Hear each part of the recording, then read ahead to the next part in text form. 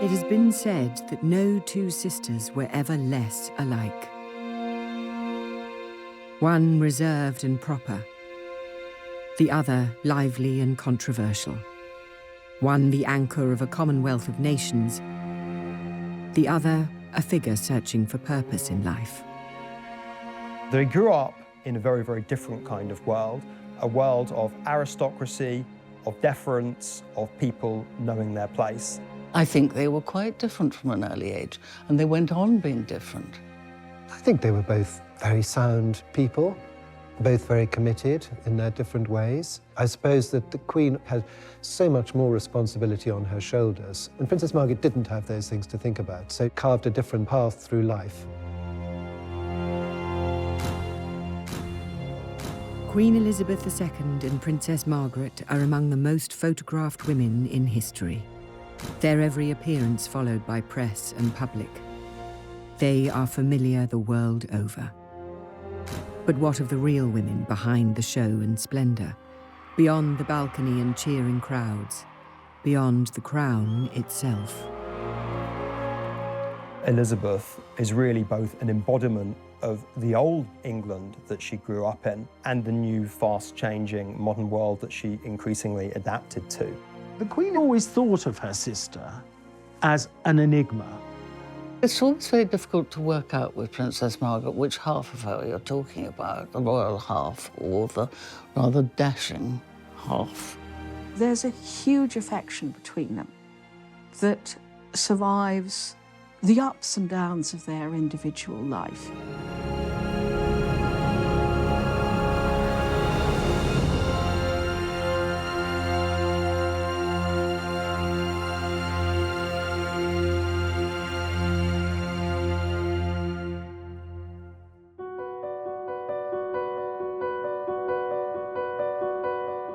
The contrast between the sisters was there from the beginning. Elizabeth was born in the placid surroundings of London's Mayfair on the 21st of April, 1926. 4 years later, during a storm in rural Scotland, Margaret came into the world. Their parents were the Duke and Duchess of York, Albert and Elizabeth. Albert, or Bertie as he was known, was the second son of the King, George V. Elizabeth was a mature, rather serious child, with a love of dogs and horses shared with her grandfather, the King. Margaret, however, was a very different character. It very quickly became obvious that Margaret was the cheekier, the more humorous, the more mischievous of the two girls. Elizabeth was certainly by no means plain, but lacked her sister's quite extrovert qualities. Princess Elizabeth was quite a serious-minded child. She seems to have been naturally tidy, naturally orderly, but Margaret, from the start, was fun, she was vivacious. She was never corrected by her father, so she was something of a wild child. She was very precocious and got away with an awful lot. The Duke of York was used to say, "Lilibet is my pride and Margaret is my joy." And as far as Princess Margaret was concerned, he really couldn't take his eyes off this child. I mean, she was so beautiful that he couldn't believe that he'd created this glorious and beautiful child, and then he rather spoilt her. The princess's public life began early, and here we see her during a Scottish holiday, arriving with a family party at a Highland gathering. Neither girl was prepared for the lives they were to lead. As two daughters of a second-born prince, Elizabeth and Margaret had no expectations of being thrust into the international spotlight. With the Duke and Duchess of York, there was never any anticipation that they would succeed to the throne, and certainly never any expectation that Princess Elizabeth would come to the throne. It was, of course, always possible that George and Elizabeth would have further children, and a male heir would, of course, then leapfrog Elizabeth in line for the throne. So it was always a fairly remote possibility that she would become queen at her birth. The Duke and Duchess of York, us four, as the Duke called them, rather anticipated a cosy family life in the way that they were already enjoying. And they were a very natural family and a very loving family. It was the girl's uncle, the charming bachelor Prince David, who would be the next king. He was expected to marry and have children of his own, who would one day inherit the crown. Elizabeth and Margaret were set for a life of comfortable semi-obscurity. Until 1936, the year everything changed. Late on the 20th of January, King George V died at Sandringham. He'd been unwell for quite some time, and it went back to the Great War, when he was thrown from his horse while reviewing troops in France and suffered from chronic obstructive pulmonary disease and pleurisy. Now, that's a progressive condition, so it didn't get any better. The only witness to the king's final moments in this regard were his physician, and his physician claims to have administered a lethal dose of morphine and cocaine to ease the king's passing, believing as he did in a gentle adoption of euthanasia. It was also thought that it was far better that the king's death should be announced in the morning paper, the Times, rather than the slightly more down-market evening papers. Elizabeth and Margaret's uncle David was proclaimed king and became Edward VIII. But the new monarch had never wanted the crown. Indeed, he was terrified by the idea. There was another complication. The king was in love with American divorcee Wallis Simpson and was set on marrying her. The wider British establishment, however, was far from taken with the idea. Wallis Simpson was loose, irreverent, dashing, very much symbolised that kind of New World glamour, which endeared her very greatly to Edward, but did not endear her to the remainder of the family. Wallis had been twice divorced, and that was unheard of in the British monarchy and in those social circles. And so that was a reason for not liking her. He very much actually didn't really want to be king. He may not have even been able to voice that, but unless he was even stupider than I think he was, he must have realised that nobody was going to accept a woman as queen with two husbands living. That was the problem.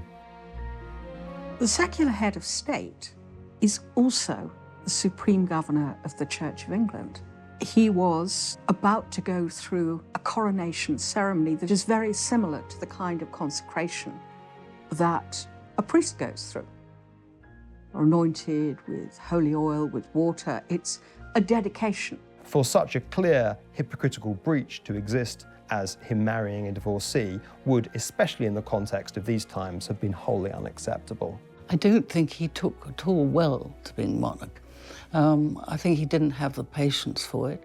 His own grasp of detail, particularly in regards to the empire, particularly in regards to the industrial disputes which were enveloping the country, really left quite a lot to be desired. Indeed, it is said that George V predicted, rather darkly, that if Edward became king, he'd ruin himself within a year.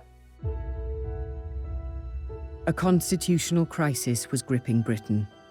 The public were unaware, the press was muzzled, and the king's affair kept secret. Finally, unable to renounce the woman he loved, the king gave up his crown. On December the 11th, 1936, Edward abdicated. He had been king less than a year. It was a shock. It was seen, I think, popularly as a dereliction of duty. There were those who thought Edward should stay and should be allowed to marry Wallis Simpson, and there were those who just thought this man is a waste of space and he's got to go. And Wallis Simpson, let's say, saved the monarchy from a man who would have been a pretty awful king. A crowd gathered outside Bertie's house in Piccadilly. The new king's family had moved out of their home into the vast and cold magnificence of Buckingham Palace. The lives of Elizabeth and Margaret were transformed. Elizabeth was now next in line to the throne. The training for her future role began at once.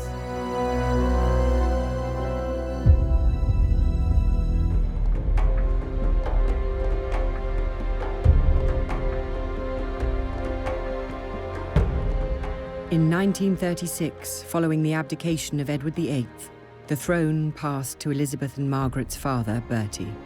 He became George VI. On the 12th of May 1937, he was crowned at Westminster Abbey.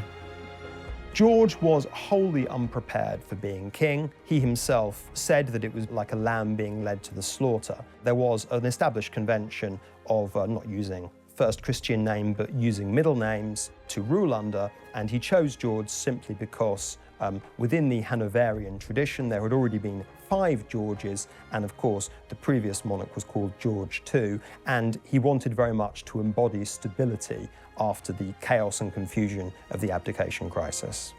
The Duke of York realised that he might have to step forward and become king without having had any experience at all of state papers, any of the training that his brother had had. He went in absolutely cold.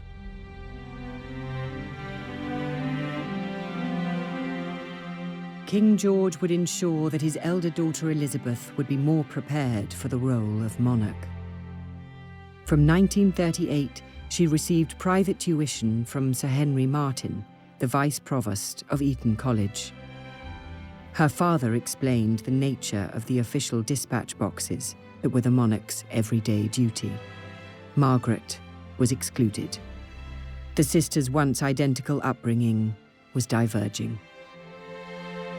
That expectation of being well educated does not extend to Margaret, who continues to be educated as a well-mannered, accomplished girl who was expected to go on and marry. So singing, piano lessons, French conversation become important, but not constitutional history, not the hard lessons of theology. They were still loving sisters with the same bond that they always shared. This was a very definitive event which exacerbated early tendencies that the girls may have already had. Elizabeth to duty and Margaret to frivolity and maybe being slightly outside of the really important cockpit of constitutional decision-making. Beyond the girls' classrooms, the world was in crisis. The aggression of Nazi Germany had sparked a new conflict in Europe. It was suggested that Elizabeth and Margaret be evacuated for their own safety. They weren't moved overseas simply because it was thought very important to send the right kind of message, to send the message that the royal family was not running from the threat of Nazi Germany, and everyone would very much remain in post. The king needed the Queen to be with him. She wasn't going to leave, and the daughters weren't going to leave. They were all basically going to stay together. And it was actually a very powerful message. The images that were coming out of Germany were all sort of nasty pictures of people stomping around in black uniforms and raising their arms and shouting. What did you get from England? You got Queen Elizabeth in a pony cart with the 2 princesses bicycling behind her. I mean, which would you prefer? Because of events and invasions going on in Europe, the Queen said that it would be a good idea to take the princesses to the greater security of Windsor Castle for the rest of the week. And as Princess Margaret said, we were supposed to go for 5 days, and we stayed for 5 years. The castle seemed forbidding at first. Its fineries had been put into storage. The blackout shrouded it in darkness. But though tremors caused by explosions in London could be felt in the castle, the girls were safe. As the war progressed and the sisters grew, Elizabeth took on more and more public responsibilities. After she turned 18 in 1944, she joined the Auxiliary Territorial Service as a mechanic and driver. Princess in overalls. Elizabeth is in the ATS, or British WAC, and at the King's request, is being treated just like any other trainee. Now visited by her parents and sister Margaret Rose at a training station in southern England, she shows them she knows a fan belt from a spark plug all right and isn't afraid to get her hands dirty.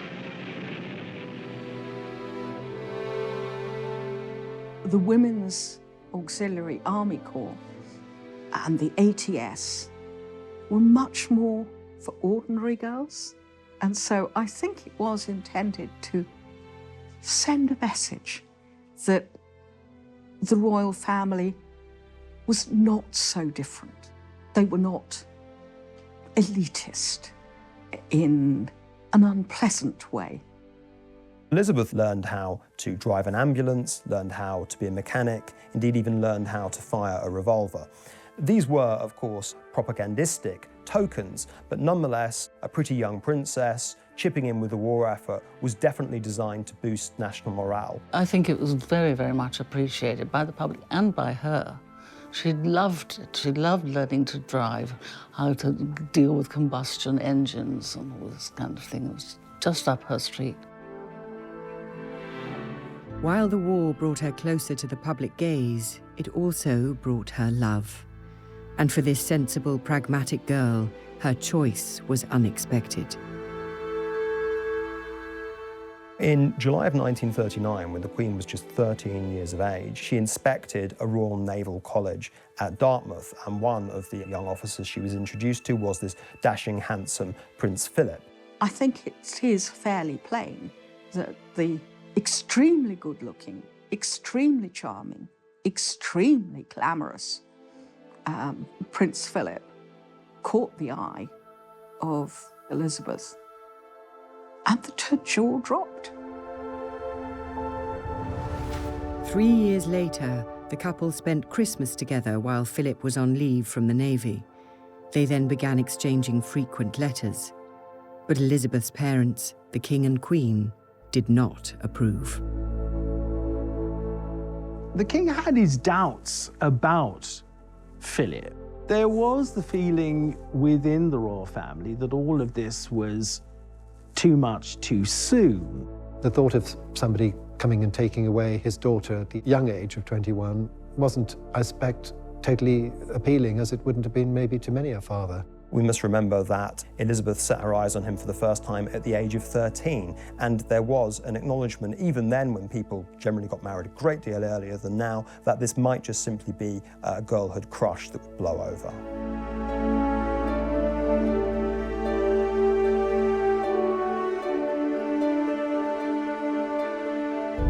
The King and Queen's resistance had been defeated. On the 20th of November 1947, Elizabeth and Philip were married at Westminster Abbey. Margaret was among the bridesmaids.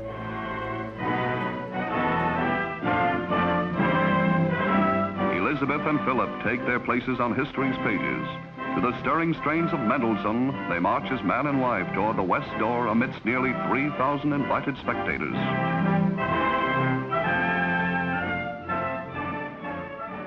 The wedding itself was a very grand affair, a deliberately grand affair against this backdrop of austerity. Rationing was still on, if anything slightly more severe.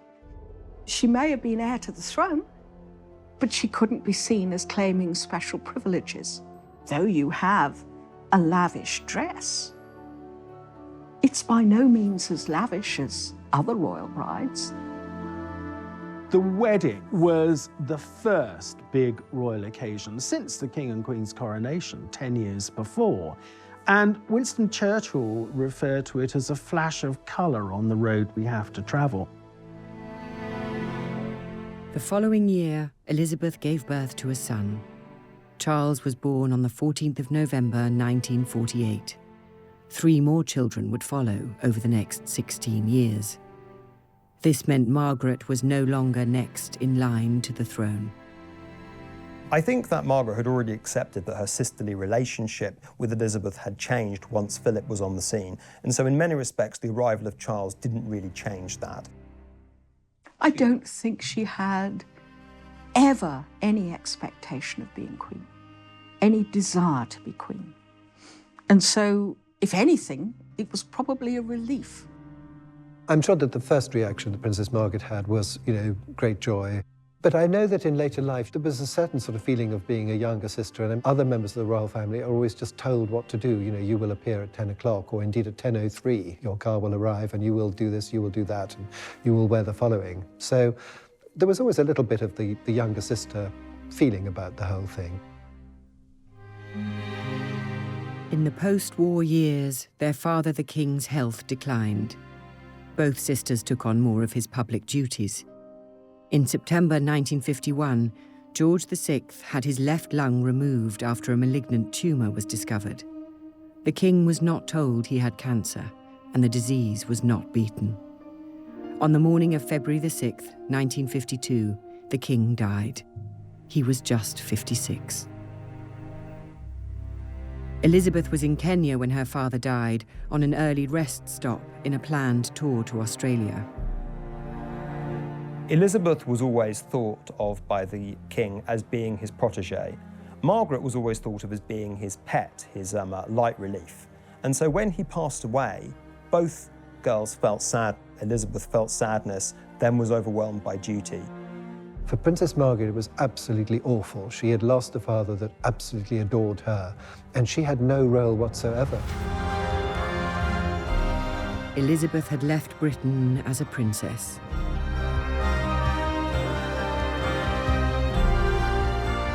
She returned as its queen. But what did the future hold for Margaret?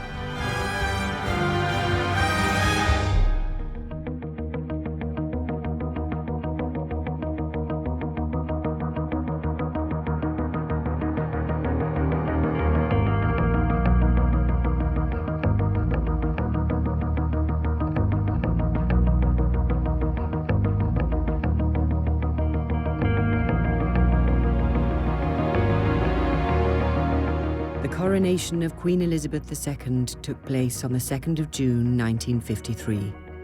It was a lavish affair. Westminster Abbey had been closed for months as preparations took place, and on the day itself, millions thronged the streets of London.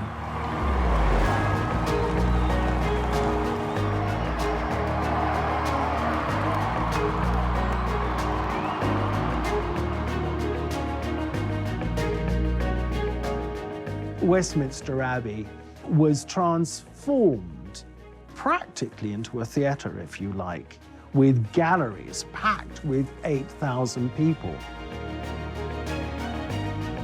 The coronation was to be an end to austerity. It was to inaugurate as a new Elizabethan age. It was designed really to reaffirm Britain's status in a post-war world which had been turned upside down.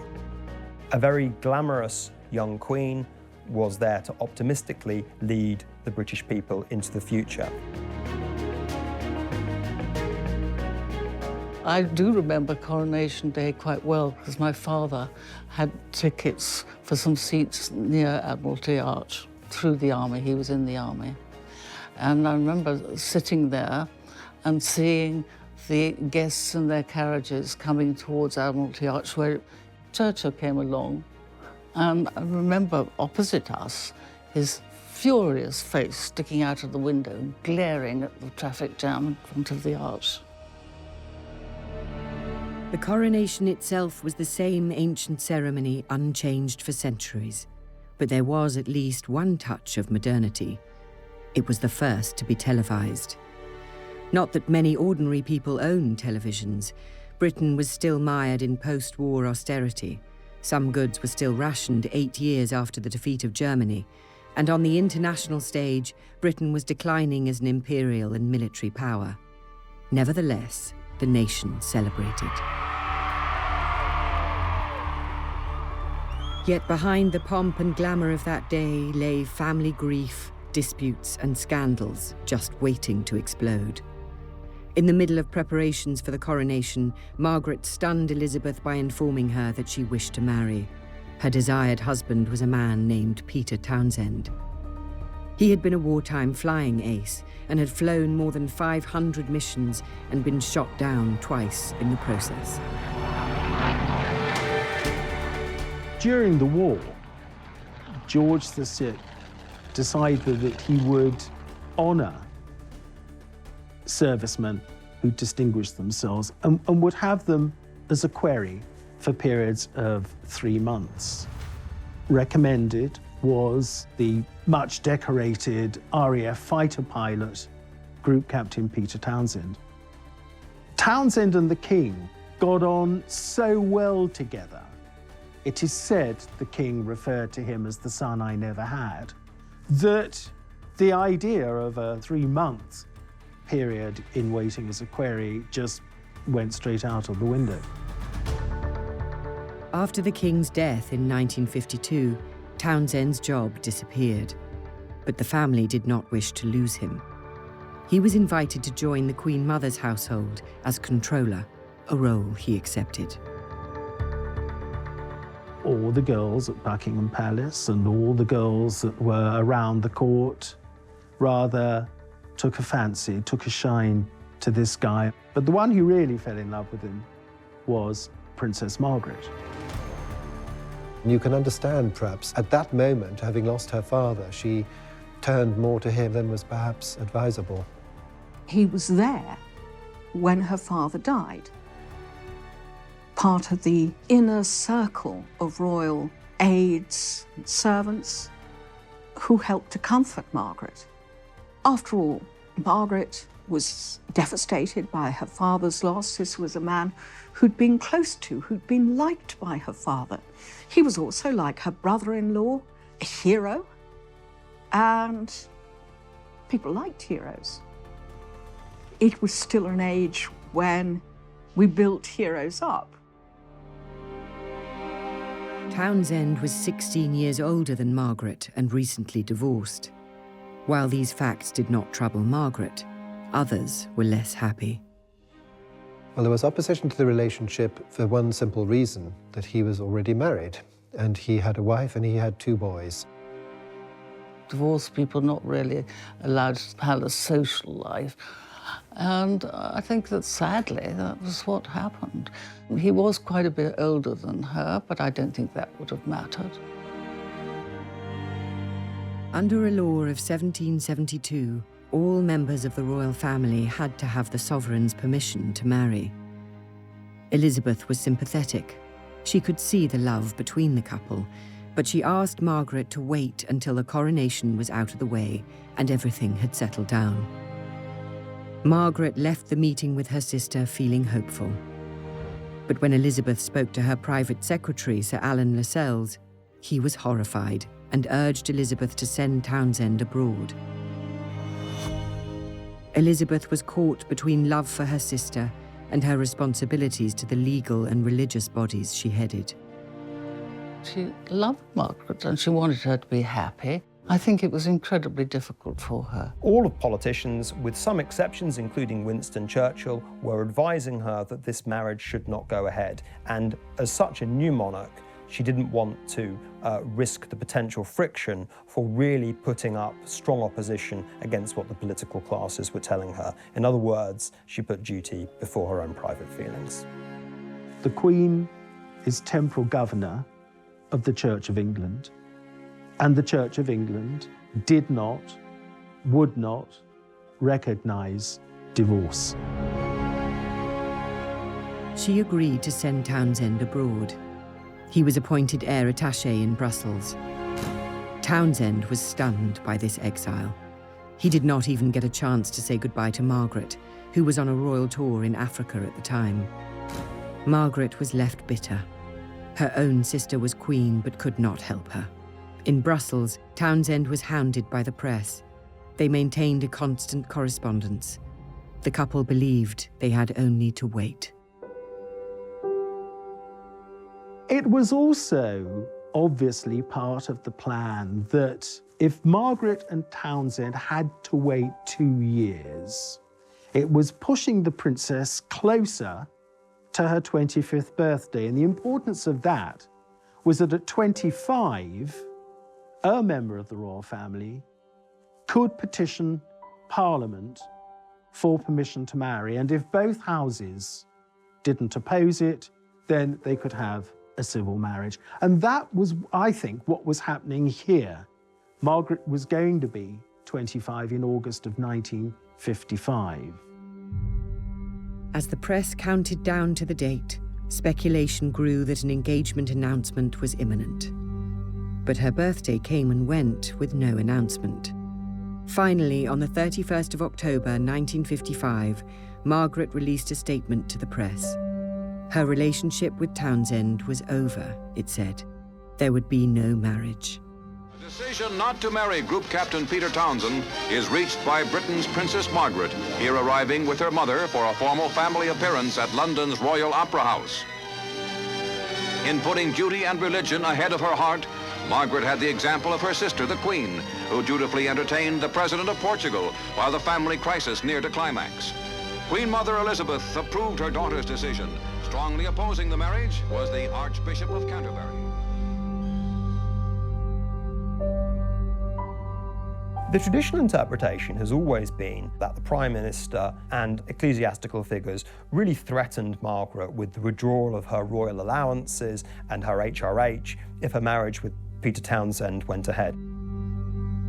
The government of the day, under the premiership of Anthony Eden, had actually done something of a U-turn. Far from opposing the marriage, they had paved the way for Margaret and Peter Townsend to marry if they still wished to do so. A formula was found which would have meant that she could have retained her status as princess. We now know that Princess Margaret, had she wanted to marry him, would have lost nothing but her place in the line of succession. They really didn't want to create a martyr of Princess Margaret where her own personal desires were paired off against the establishment. It was not government pressure that had ended the relationship between Margaret and Group Captain Townsend. The truth was far simpler. Contained in the files released by the National Archives is a letter that Princess Margaret wrote in private and in secret to Anthony Eden. The crucial point of her letter was that she said, "It is only by seeing him that I can properly decide whether I want to marry him or not." The crunch is obviously that she had decided, and he also, no doubt, had decided that their love was no longer strong enough for them to marry. If Elizabeth hoped her sister would find someone more suitable, she was to be disappointed.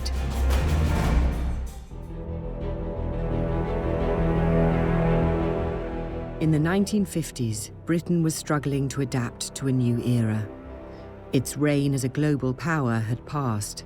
Foreign policy humiliation in the Suez Crisis had toppled Prime Minister Anthony Eden, and the country's diminished role on the world stage had been exposed.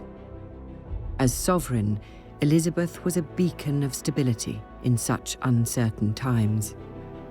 But, as ever, Margaret's role was less defined. She was an important adjunct in the 50s and early 60s to her sister, where she took on royal associated duties that freed Elizabeth up to do other things. Margaret became a very glamorous figure. She also started smoking in public, bringing out the characteristic elegant long cigarette holder, and was charged with doing things like opening hospitals, smashing bottles of champagne against ships in a very glamorous manner. Princess Margaret does have the reputation of having been a party girl, which of course she was. But we also have to accept that she was also a very hard-working member of the royal family.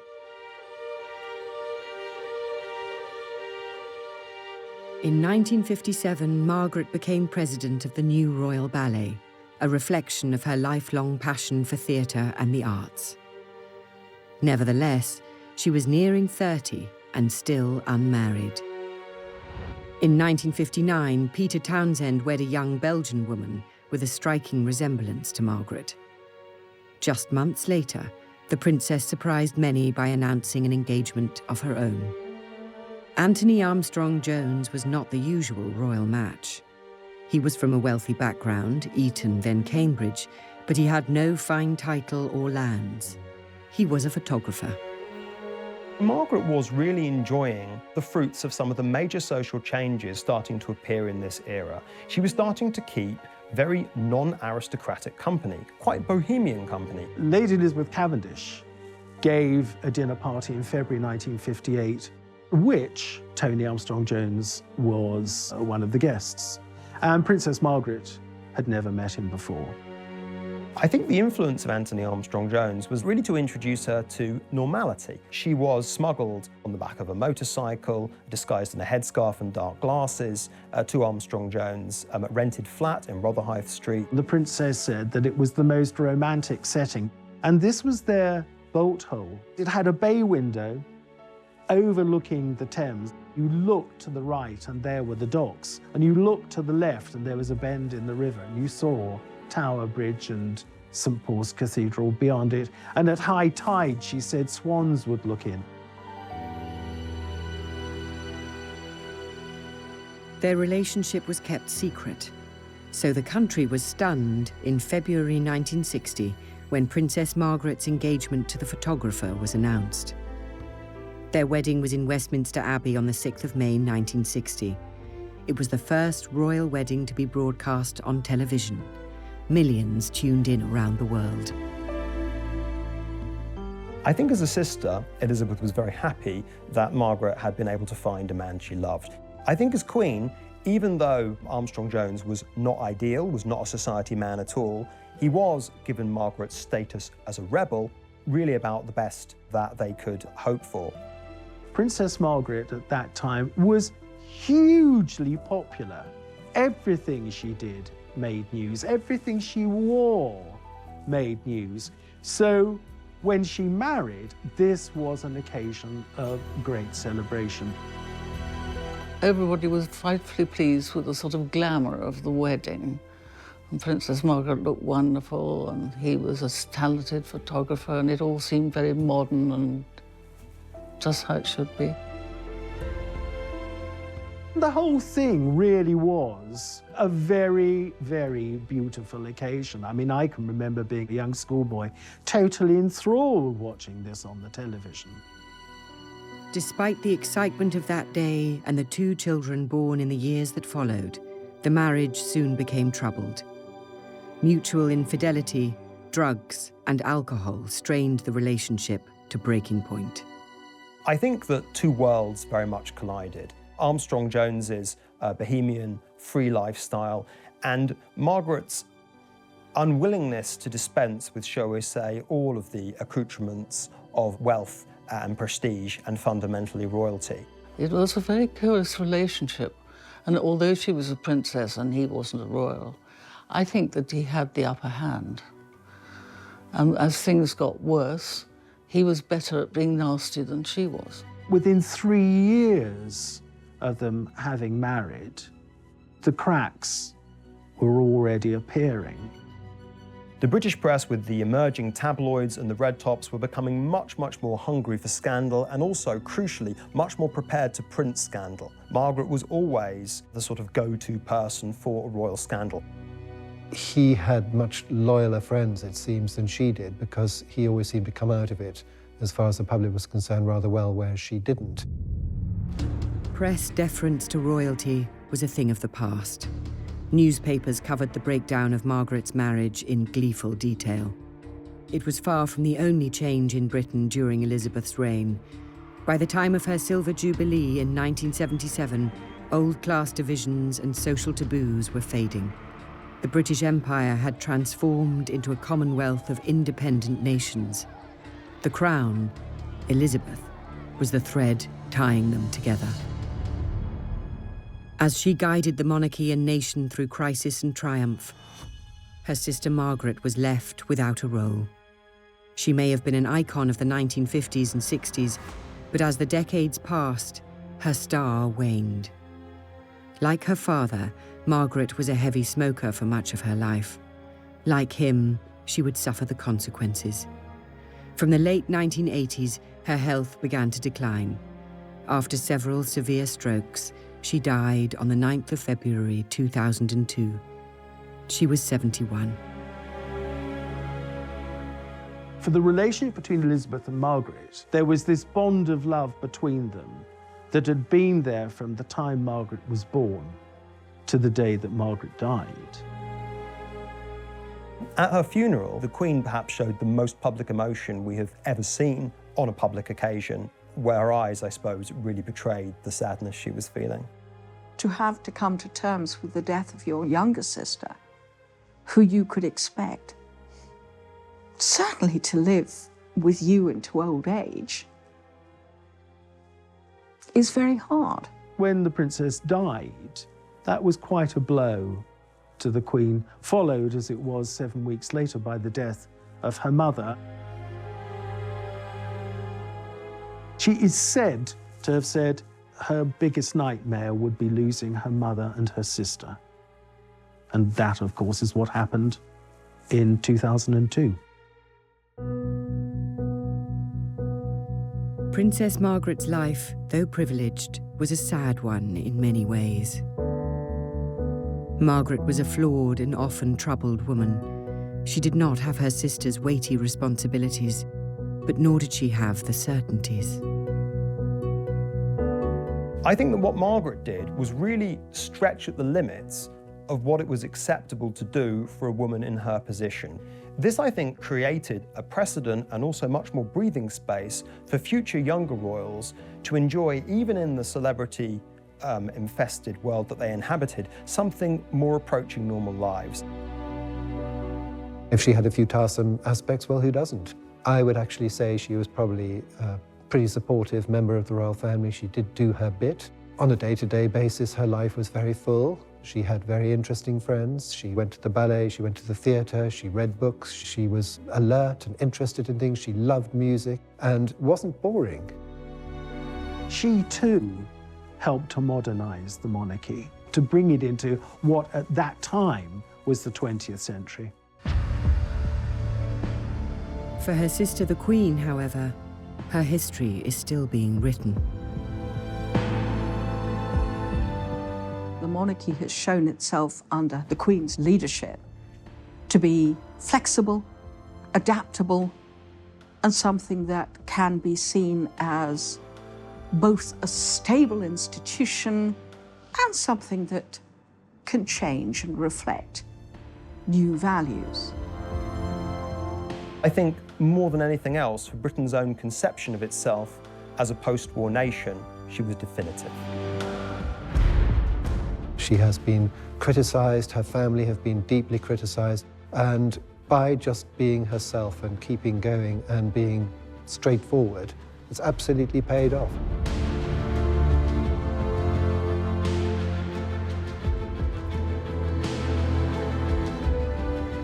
The world they ended up inhabiting when they were a lot older was one where the social class system had died and the mass celebrity and media age was dawning. In the case of Margaret, you could say that she was very much a product of that age that was unveiling. In the case of Elizabeth, she managed to be its architect.